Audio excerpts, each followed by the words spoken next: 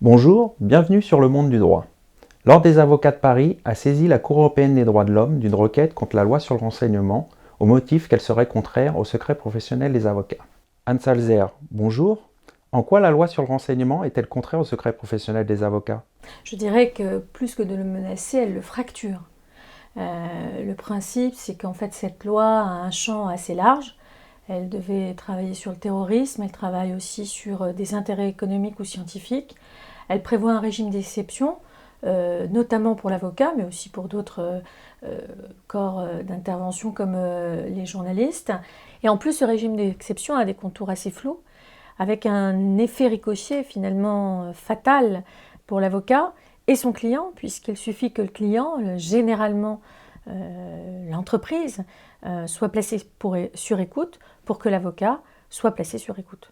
Alors effectivement, nous préservons notre secret professionnel, non pas parce que notre cabinet serait exclusivement un sanctuaire, mais parce que nous voulons protéger notre secret professionnel dans l'intérêt exclusif du client.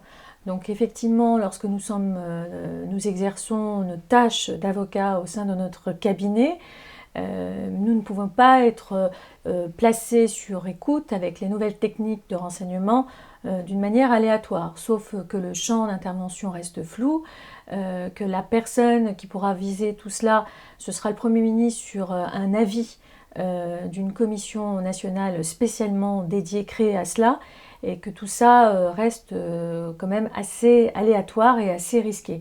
De surcroît, sur le contrôle, et c'est sur ça que le bâtonnier du barreau de Paris a effectivement saisi la CEDH, après que les journalistes l'aient fait aussi, je dirais avec un trait d'humour, comme le dirait un certain humoriste, célèbre humoriste, c'est la porte ouverte en fait à toutes les fenêtres, puisque notre premier gardien de nos libertés, c'était le juge judiciaire. Or là, le juge judiciaire est totalement exclu du champ.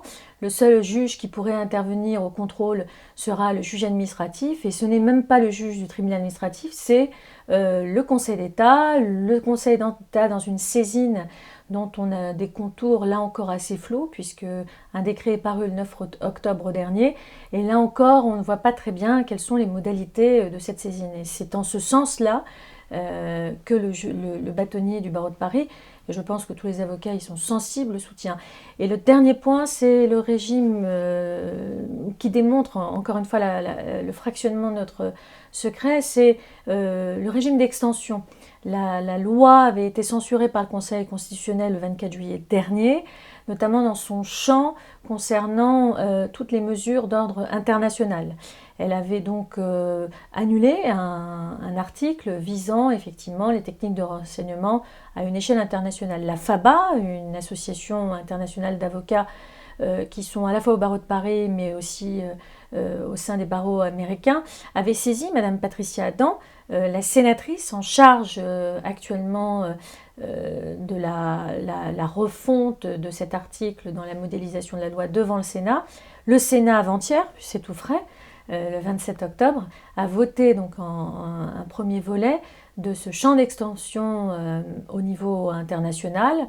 Elle garde encore un régime d'exception concernant l'avocat, mais encore une fois au contour flou. En somme, en résumé, c'est du Big Brother à une échelle internationale qui concerne tout le monde, y compris l'avocat. Merci.